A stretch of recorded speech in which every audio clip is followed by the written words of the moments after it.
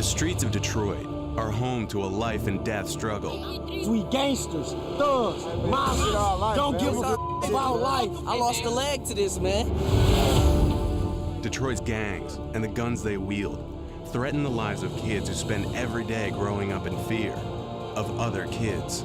I had a young girl over here on the ground. She's been shot in her side. This is where we need it. This is where it came out.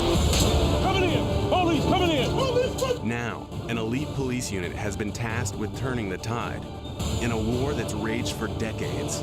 Once they see this, they tend to think twice. With aggressive tactics and unparalleled street smarts, they infiltrate a world of gangs, guns, and deadly consequences. You can't be perfect trying to control an imperfect world. Hands behind your back, don't mess it up. There's a whole lot of motherfuckers out here.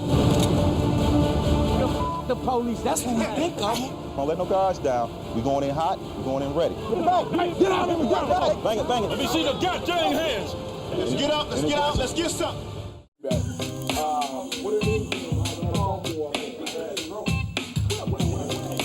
Everybody in? I really need all of y'all. I really do. I need the whole gang unit. I mean, you guys have came in early and we try to hold you on the back end. I know we're working the mess out of you, but it is what it is. You know, don't come in thinking, okay, I'm gonna get an early Friday night a chance to go to the movie. You had to go to the movie on Saturday, matinee. So thank you for being very professional. Just keep up the good work. Let's be careful. Let's go. Come back to where y'all left, please, in one piece. Thank you. Detroit's first line of defense against gang violence is the police department's Gang Enforcement Unit, AKA the Gang Squad. We hunt the hunters. We get them before they're able to do anything. That's the whole concept. What's up, gentlemen? The squad is a 70-officer force that employs deep intelligence gathering and aggressive street enforcement to penetrate the world of gang culture. Our main focus are gangs, guns, and drugs, preferably guns. In the wake of a recent gang shooting at a school bus stop, the squad is hitting the streets in full force, Hands up, fella. making street-to-street searches and traffic stops. And their aggressive tactics aren't always understood by the people they protect.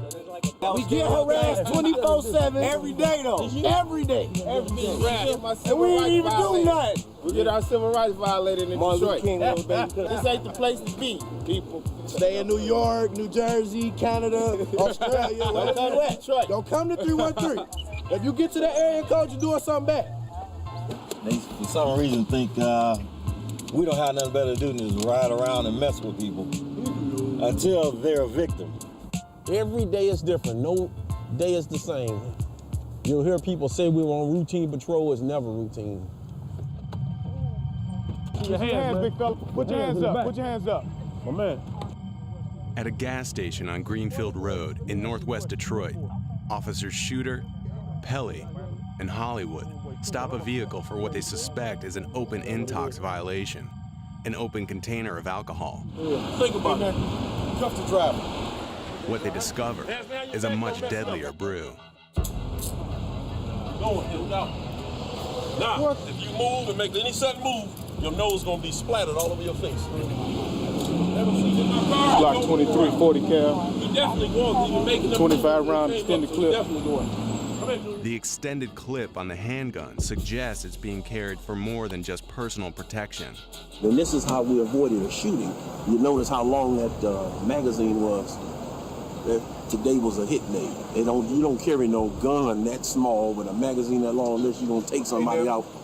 Backseat of the car is full, you might want to hold on. Gun a day is a life saved, just like an apple a day keeps the doctor away. That's my MO.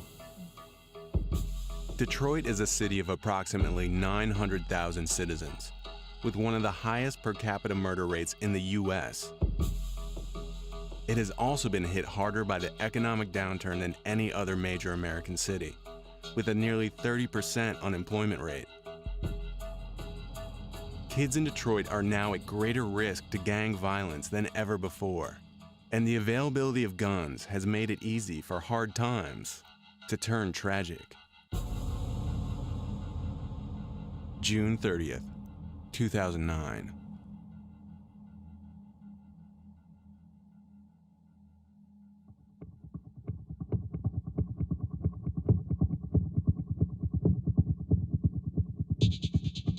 Detroit 911. Yes, I'm right here at the gas station on Warren and Southfield. I got a young girl over here on the ground. She's been shot in her side or her stomach or something. Okay, no, don't move, baby, don't move. I couldn't really feel the bullets go in, but it's just everything feel numb, but at the same time you can feel a lot of pain. It hurts so bad, like pain you cannot control. She got shot in her abdomen and her arm. Okay, who else was she the only person shot?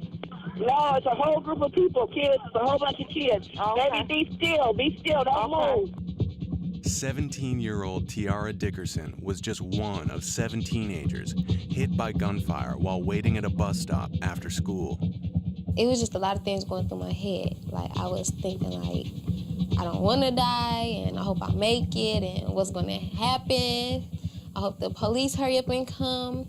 Chaos and confusion in the middle of the afternoon. At least 7 people shot, 5 of them summer school students at the Cody 9th Grade Academy in Detroit. At one point, the pain was so bad that I felt like I did want to die, but then I thought about my mom, my family, and everybody, so I decided to, try to stay strong.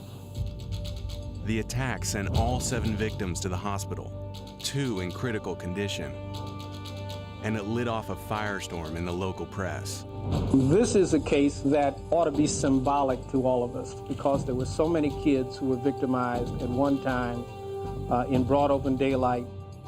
The ruthless nature of the shooting and the young age of its victims suggests that this was a case for the gang squad. Detroit police quickly called on Sergeant Todd Eby to work with Gang Squad on the investigation. But some of the evidence that was at the scene were ballistics, firearms evidence, like spent casings. We had a videotape, a surveillance video from the gas station. Police now actively searching for that green van, and we're told surveillance cameras on the bank and the gas station at this intersection will help with this investigation. Those tapes are being reviewed right now. In a case with very little forensic evidence to work with, the security cams caught the entire incident in startling clarity. It's about 2:15 in the afternoon. It's sunny. This is the gas station parking lot.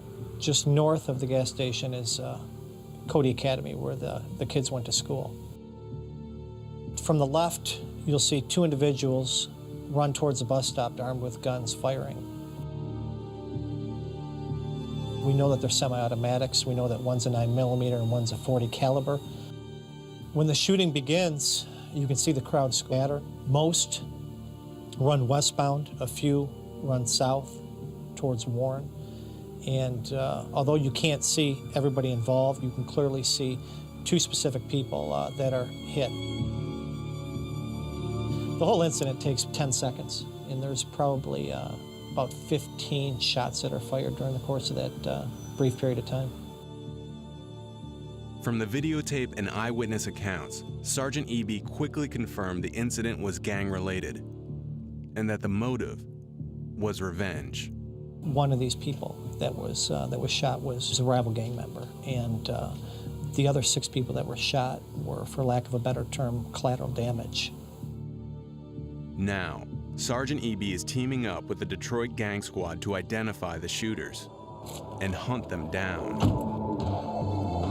We're headed to the gas station right now, and Officer who is a member of the gang squad, him and I are going to kind of reenact or reconstruct the crime scene. This man is an intelligence officer with the gang squad. Known for his sense of style, he goes by the code name GQ. To protect his identity, GQ's real name will not be revealed. So G, it started over by this daycare. The 2 daycare workers saw them get dropped off. They knew something was suspicious. They came back right here, took off their t-shirts, wrapped them around their face, and then made a beeline towards that bus stop. Do you think that they were targeting just one person? We're pretty confident in saying that 6 of the people were unintended targets. The only thing they were guilty of doing that day was going to school and waiting at a bus stop. You know. What can Gang Squad do? You guys need to do what you normally do in these situations where you increase enforcement among the gang members, and you know, at some point, somebody is going to tell us who did this. I don't believe for a minute that there's all these people out here at that time of day and these gang members don't know what happened or who did it. Clearly, people know. And I think you guys do a good job of, putting pressure where pressure needs to be placed. And I think that's what needs to be done here. As one of Gang Squad's intelligence men, GQ's mission is to work the streets for inside information on the bus stop shooting. That means cultivating sources and keeping his identity as a cop low-key. Sometimes even working undercover. What it is that you going out here and you mingling with the people in society every day, and to gather information to curtail crime. Gathering intel from gang sources is an investigative skill few officers have. GQ's ability to get people on the street to trust him comes from a lifetime of experience. Being raised and born on the west side of the city of Detroit, I know what it feels like to not have enough food. I know what it feels like to have my lights and gas shut off. I know what it feels like to have parents who are on drugs. One thing is just your attire and then the way that you talk, and then you gotta know exactly where you are. You're trying to get information from the west side of Detroit. You know that the west siders, they look a certain way, they dress a certain way, because perception means a whole lot. I've got maybe 50 or 60 sources out here, so my reputation kind of speaks for itself. To GQ, sources are everything. But in neighborhoods like West Detroit, talking to the police can get you killed. GQ needs to find people vulnerable enough to spill what they know. We're going into the Southwest District, and we're going to gather some gang intel. They're just guys that have been arrested in the precinct for various crimes, and based on their crimes, we're going to ask some general questions and see exactly what we can come up with. The best source of information on a Detroit gang is often a member of a rival gang. Today, GQ is talking to young men who have just been arrested and who are likely to have gang ties. How you doing, man? You all right? If GQ can get them to open up, it could lead them one step closer to the bus stop shooters. How old are you? 18. 18? They call me GQ on the street. What do they call you? I don't have it. They just call me just have you called your mom? Okay. What are they claiming that you had? Marijuana. How much? 4 bags. Oh, 4 bags? They brought you in here on some BS like that? Okay. That can be worked out. By appearing sympathetic, GQ uses his personality to earn trust. And trust can lead to truth. How many people are pretty much in the clique? I just hang around like 7 people, basically. Do you think that any of those guys will be willing to take a bullet for you? Big T. Big T? He in jail. He's locked up for what? Stealing cars. Stealing cars? Yeah. Who else? My friend Buck. Buck? Yeah. Okay. I'm gonna take you back and have...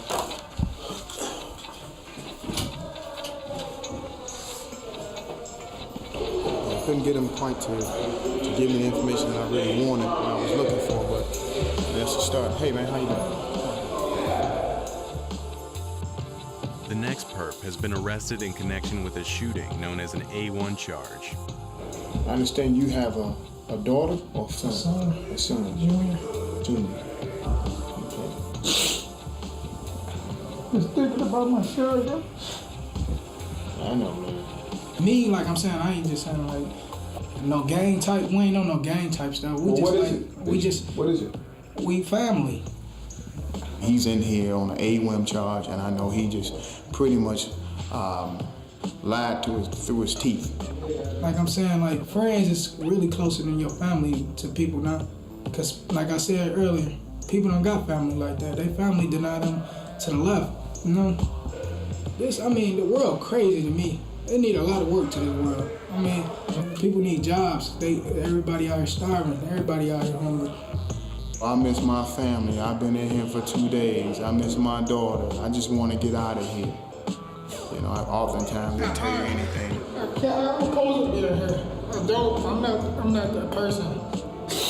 I'm not. They're out there on the streets murdering, selling dope, and they come in here and they act like a bunch of 3-year-olds crying and whining all day long. So you just get used to people lying to you all day.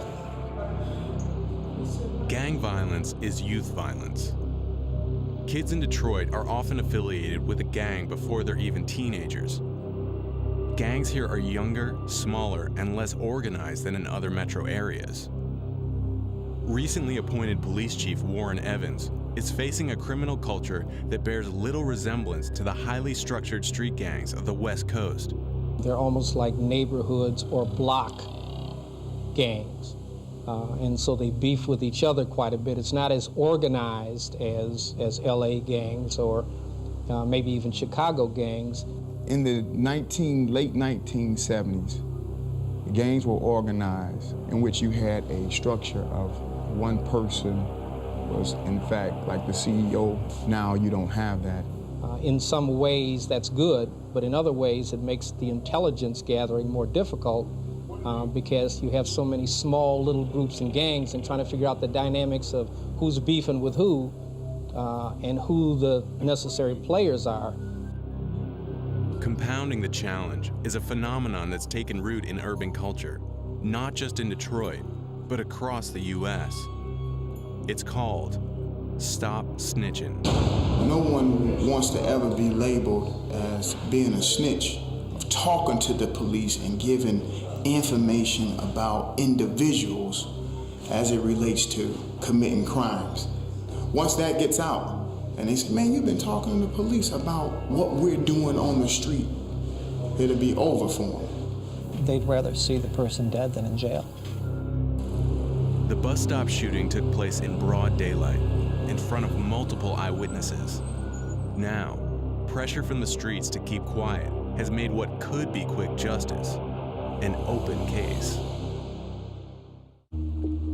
Detroit's most shocking act of gang violence in recent history, a bus stop shooting that claimed 7 victims, has so far surrendered no promising leads. But Gang Squad has a new addition to the intelligence team, and his code name is Sandman. Sandman is aggressive, tenacious, very smart. He's very, very valuable because of his street connections there. Sandman is from East Detroit, and the gangs he grew up around are more than just neighbors. They're family. I got a nice little number of people in my family that's in the gang. They don't bring it around me. You know, they know I don't play it. Several of Sandman's cousins belong to a gang known as the 7 Mile Bloods. They're based in eastern Detroit and control a section of turf known as the Red Zone. It's a little more dangerous dealing with a non-traditional gang because they're trying to make a name for themselves. So they're gonna always be more dangerous because they feel like, okay, if I do this, it's gonna put us on the map. Keeping personal relationships with gang members is a critical part of Sandman's strategy. Those relationships can lead to intel on the bus stop shooting. Hello? Yeah. Okay, don't run. You tell them motherfuckers don't run. I'm gonna call this number back as soon as I pull up on the block. I should be pulling up in maybe like 5 minutes. Okay. Here they go down here in the street. The youngest gang member here is only 13 years old. You pretty much stuck in Southwest, you know what I'm saying? Because they like for real blood in, blood out down there.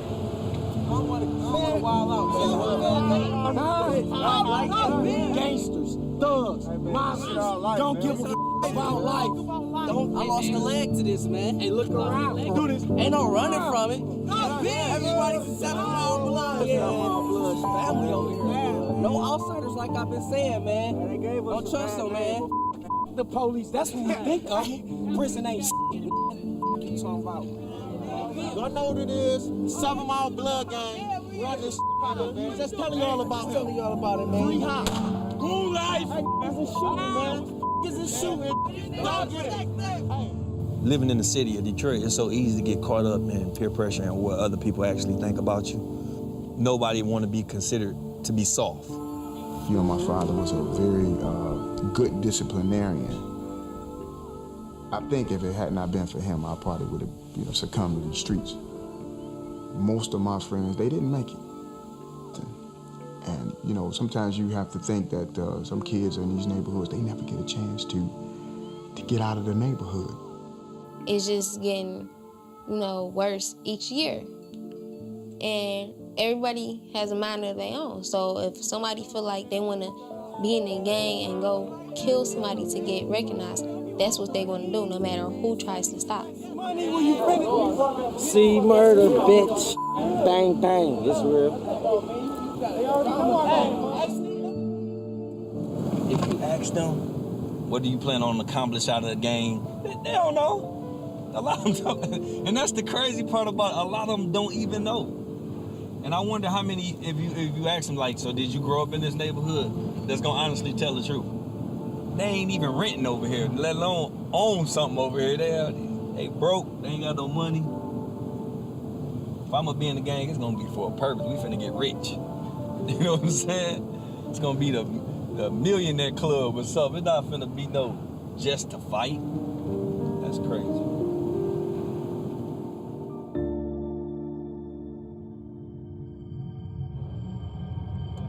In the case of the bus stop shooting, GQ and Sandman's talents are beginning to pay dividends. The gang responsible for the shooting is now believed to be a crew known as the Joy Road Hit Squad, one of Detroit's oldest and most violent gangs. I'm from Joy Road, I'm from Joy Road, yeah. I'm from Joy Road, X and 9. I'm from Joy Road, I'm from Joy Road, I'm from Joy Road, X and 9. This gang is responsible for a number of different shootings, armed robberies, carjackings. Hello, how you doing? It's me again. I'm back, dog.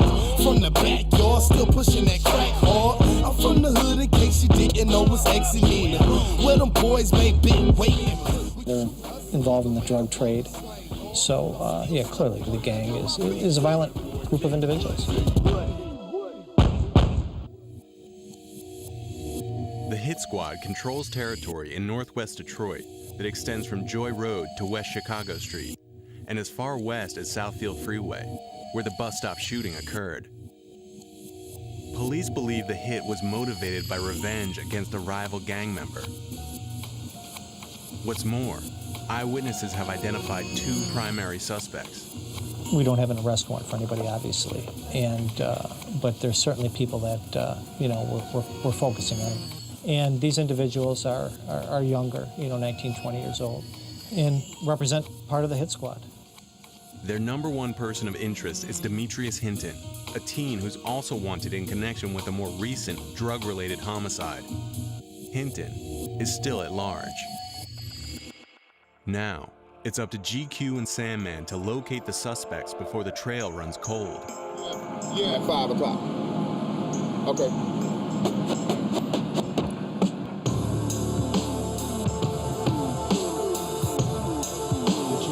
Behind an abandoned warehouse, where he can be certain of secrecy, GQ meets with an informant who has ties to the Joy Road Hit Squad.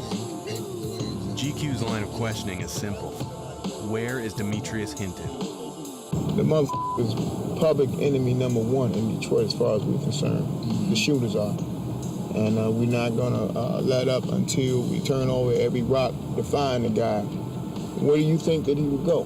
Where would a 15, 16-year-old go? Somewhere with some family. It had to be somewhere with some family. Wyoming. The source delivers and gives GQ the latest intel on the Hit Squad and the whereabouts of their prime suspect. From meetups like this one, Gang Squad is able to come up with a location on Demetrius Hinton. Demetrius Hinton, we just found out, he's been in Minnesota for the last 4 days. So he's down there rolling, selling dope. Source don't know exactly where in Minnesota, but apparently that the kid used to roll for the source, so. Any other units know about this source? No, I just got it today in the last 30 minutes. He is aware that we're looking for him. I don't even think so. I don't even think he knows. That's why he says I do have his associates here. This is right-hand man. They're not involved, right? Not involved, but they're part of the hit Probably squad, not. so. Oh, yeah. Do a full workup on each and every one of them, meaning we know all of their associates and also family members, girlfriends, and stuff like that, just in case, they try to get in touch with each other, which is probably going to happen. That's right. That's right. It's a waiting game, and as soon as the suspects surface, the squad will be ready to strike.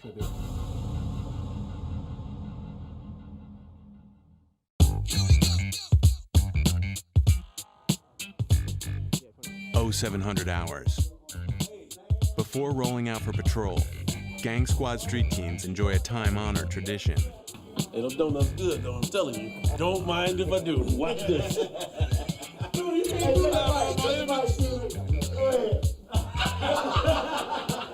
This is how we uphold our image. I'm gonna uphold it today. That one's good, aren't you? Delicious, number one. Today, Officers Shooter and Pelly are on school patrol, part of Detroit's effort to combat gang crime at the source. In Detroit, gang affiliation starts young, as early as 9 years old. And the schools themselves are a gathering place for multiple and sometimes warring gangs. Maintaining high visibility in the schools is now a police priority.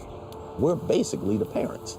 I have to get them in line, let them know I'm in charge, something a parent should do, and at the same time, arrest them if necessary, and if I can, send them home, and once they go home, we don't know what they face. After school, kids often make their way home through rival gang territory. A high-risk time for shootings. This is when Gang Squad does most of its patrolling. How you doing, big fella? Here for a minute. Sort of doing two things at once. One, we're trying to look out for the kids and make sure they all get out, make it home safely and everything. But at the same time, we're hunting. Come here, man. Take your hands out of your pocket. You got your ID? What's the last two classes you have? English. It's obvious you don't speak too well. I'm in charge out here. Goodbye. Go that way. And because of their relationship, and I think the love that they actually have for kids, they're happy to go do it. I mean, at the end of the day, they want to see kids safe. Do they arrest a lot of kids with guns? Absolutely.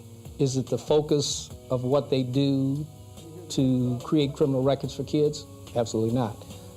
It's to make sure the environment's safe. And I've seen them do just as much counseling, quite frankly, as I have seen them gun chasing. You're gonna say, oh, I'm tired of getting tickets, y'all give me tickets. You don't have a license. You ain't never had a license, you 16. So if you're tired of getting tickets, why did you stop driving? A lot of times what we tell them goes right out the window when they get home because they have to deal with their home life. They may see us for, what, an hour or two a day?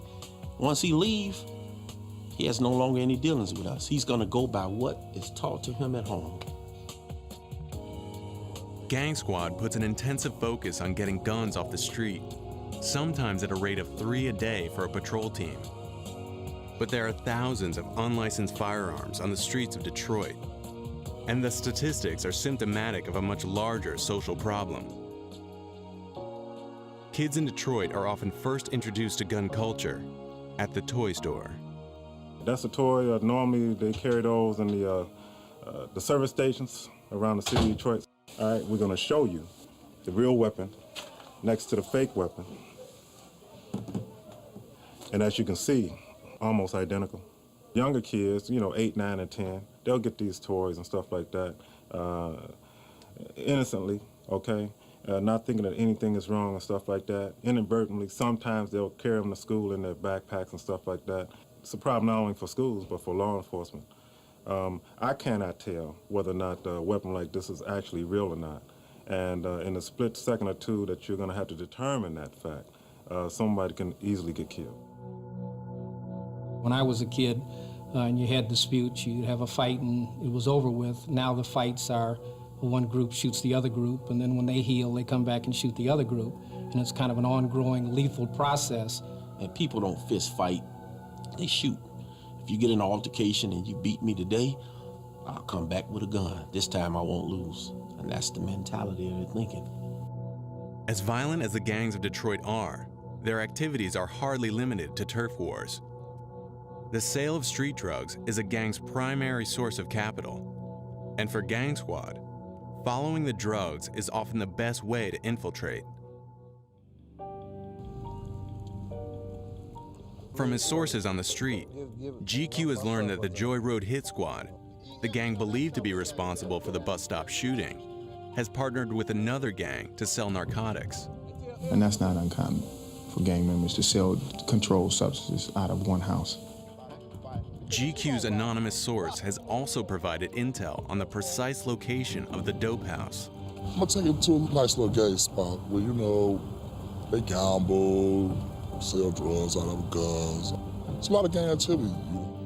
To investigate further, GQ and Sandman are teaming up for an undercover stakeout.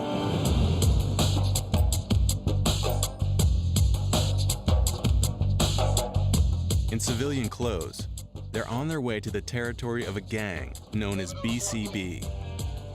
GQ leads the way and Sandman follows behind in an unmarked van with our camera crew. Going into the area of BCB, which stands for Burgess, Chapel, and Bentley. This little gang that's right up here. The way this truck's on, we might not go far. I'm a little rough and rugged around the edges. I understand that you have to have guidelines to keep certain people in order, but you can't be perfect trying to control an imperfect world, you know what I'm saying? But it's a whole lot of motherfuckers out here. You know, that's how you get their attention. The guy that you trying to restrain, he trying to knock your head off. So at some point, you can no longer just keep trying to restrain him. You might have to knock his head off to restrain him. And that's what a lot of the citizens don't understand. And the citizens that do complain a lot, they wouldn't even come out here and do this job if you paid them twice what I get paid. Okay, two. Okay. We're gonna go around here and see what they got going on right here. Can you see these guys right here? I don't believe he put me right here at the damn door. But gee, I don't believe you put me this close, man. I'm like, I might as well go on that porch with him. GQ and Sandman are now parked directly in front of a multi-gang stronghold. Being identified as cops could put an end to their investigation and possibly turn deadly. For the rest of the operation, our cameras will stay concealed in the rear of the undercover van. Now let's see what this clown does. Look like a marijuana smoker, you think? You see his left hand? See how it's clenched? Like he got some money rolled up in it. See what he does. Yep. Gotta go give me a bag, please. You see, you can always tell about the buyers. There's dope house protocol. You want to have your money in hand, ready. They might try to shut down, you know what I'm saying? A van just pull up, ain't nobody get out, so I'm gonna go act like I'm being interested in the house. All right. To get a closer look, they'll pose as real estate agents looking at property, and no matter what happens, stay in character. How long has that house been vacant? Been all right? My man. Yeah, we out here trying to get our little groove on, man, and try to see if we can get these cribs like motherfucking, but they're checking out some houses right we quick. can buy them motherfuckers for about what, 12, 1,500? Oh, straight up? Yeah, that ain't a bad little motherfucker. Look like somebody been sleeping in that motherfucker though. Yeah. Who he said he knows somebody? Oh, he said, man, that ain't even worth buying. He said that motherfucker up. He said, I think he said it been vacant for a couple of months. Yeah, that's really all we really needed. He smelled like a reek with marijuana. That's really all we need to get a warrant. While casing the dope house, GQ is approached by a young man in the street, wanting to know why they're there. And it turns out to be a breakthrough connection. They were watching me, and they wanted to get a closer look to see who exactly we were. And just by chance, the guy, I recognized him being in one of the photos associated with the suspect in the bus stop shooting.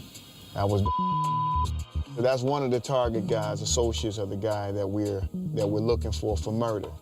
GQ and Sandman could take the suspect in for questioning, but that would blow their cover and alert the gang that they're being watched. Instead, they'll use what they've learned to get a warrant and penetrate further. The 3 individuals that we encountered, they all reeked of marijuana. That, plus IDing a person linked to the bus stop shooting, is probable cause. As you can see, they're young guys, late teens to early to mid-20s, just as described by the source. So that should be enough. With no idea that we the police. Shaking hands with the devil.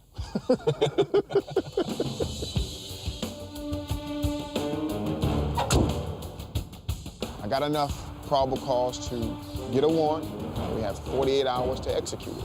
Officer for Detroit Police Department Gang Squad Unit, I have a probable cause search warrant. I don't like to wait to execute a search warrant. So many things can happen within a 48-hour time frame. The probability of the drugs not being there, that's likely. So once I get the information, I really want to run with it.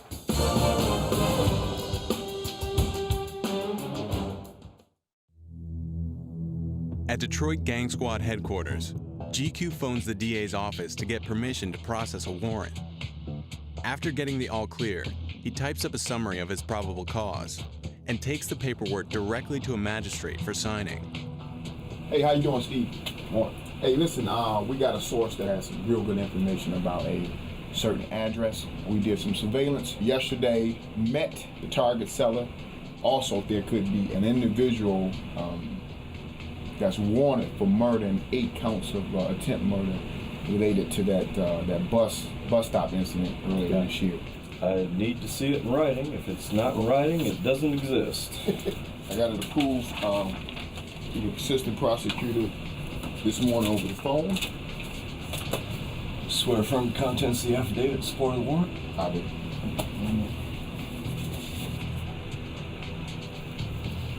All right. You guys be safe. We appreciate you. Take care, Jeff.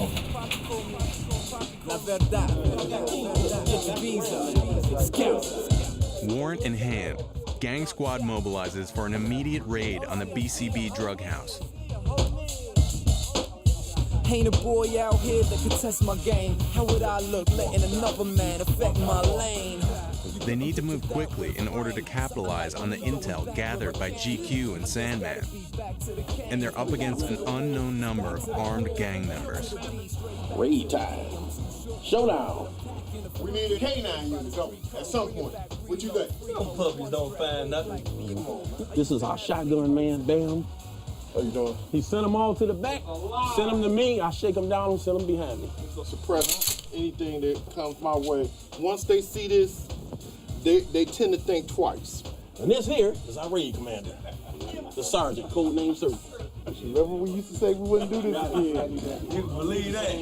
Every time they bring it back in. Briefing, come on in. I got a lot of scriptures for you.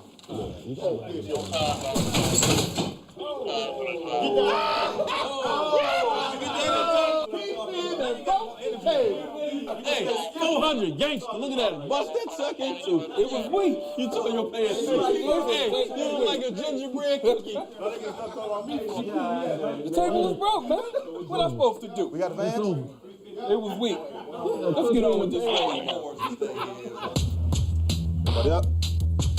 Okay, gonna do the search warrant. That's gonna be a 1-story, green wood frame, single family dwelling. It's gonna be a black male, 19 to 23 years of age, wearing a black jogging suit. Possible name of the. So who I got on shotgun? All right, Ruff, you shotgun. Who's back up? Shooter. Rep, where you gonna be? Prisoner. All right. This is a house that's being operated by BCB gang members, Bentley, Chapel, and Burgess. You know, they terrorize that neighborhood. They do a lot of robberies. Going to be guns inside those cars. Going to be guns on those persons. If we encounter fire coming out, we're gonna take cover. I'll declare the barricaded gunman. No one fire into the house if you hear shots inside. Clearly defined target. Clearly defined target. You can't see, don't shoot. Don't let your down. Don't let no guards down. We going in hot. We going in ready. All right. Everything to me is ready to rock. Okay. I got one rule. Y'all come back to this briefing the way y'all left it. All right. Hold on, we gotta say our prayer. Father, we thank you for this day. We thank you for the spirit that you have with us, oh Father. Just carry us, oh Father. Stay with each and every one of us, oh Father. Deliver us safely to this location. Deliver us safely back. As your Son, Jesus Christ, has laid the footsteps, we thank you for the Holy Spirit that travels with us at this safety time. In Jesus' name, let everyone say amen. Amen. Let's get out, let's get out, let's get something. Let's do it. Bang it, bang it, get back, get back. Get out of here. I got 2 herniated discs. I can't. Man, get your ass on the damn car. Quit playing. Herniated discs my ass. Yeah, we got it. Get the cars. Here. I want everybody in the cars.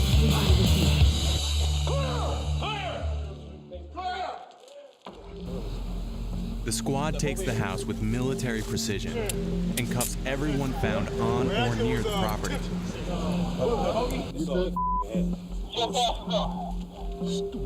Officer. Not even cussing. But until the entire house is secure and all guns are found, no one can rest easy.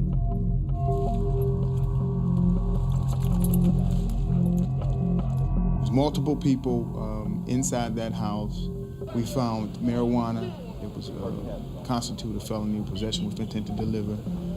We found a parole violator, as well as confiscated a few $1,000s. More important than a drug bust, Gang Squad may have apprehended a familiar face. This man matches the mugshot of Demetrius Hinton, the primary person of interest in the bus stop shooting case. What up, Edge? Hey, we think we might have this Hinton cat in custody. We trying to match him up against the pictures. He look like him, but we still want to make sure. Look exactly like him. Yeah, we want to be sure though. Yep. But we're hoping that he may be the person involved in the shooting. That's what we're hoping. If it's not him, he's a hell of a twin brother. Yeah, he got a heck of a twin. Detroit's Gang Squad may have just cracked the bus stop shooting case, but they'll need to check fingerprints to determine if they've collared the right man, and it will take forensics to link him to the crime. The suspect is also wanted for a more recent shooting, a homicide in which Detroit police recovered a 9mm handgun. Proving a match between that gun and shell casings recovered from the bus stop shooting will take the case to the next level. We're trying to draw comparisons between the gun and the casings. The gun that was used in the homicide, obviously, and the casings that were left at the scene. Detroit's own ballistics lab was recently shuttered after too many errors were found in its exam results. So it's at the state crime lab that both gun and shell casings undergo rigorous testing to determine a match. So in this case, we were asked to look at several 9mm fired cartridge cases, and we were given a Glock 9mm pistol. In this case, we would take test shots from the pistol and make our comparisons to the evidence found at the scene. First, the Glock 9mm is fired into a sealed, water-filled test tank. It's a neutral environment that ensures any markings on the bullets or shell casings are from the gun itself. Then, the test rounds can be compared to shell casings recovered from the bus stop using a comparison microscope. When fired, every gun leaves a unique signature on both bullet and casing. These striations are as individual as fingerprints and can be used to determine a certifiable match between guns and the crimes they're used to commit. If the shells found at the bus stop match the gun used in Demetrius Hinton's other alleged homicide, it's strong evidence linking Hinton to the bus stop shooting. But lab results can take days to process, and Gang Squad will have to wait for the outcome to know if they've got the right man.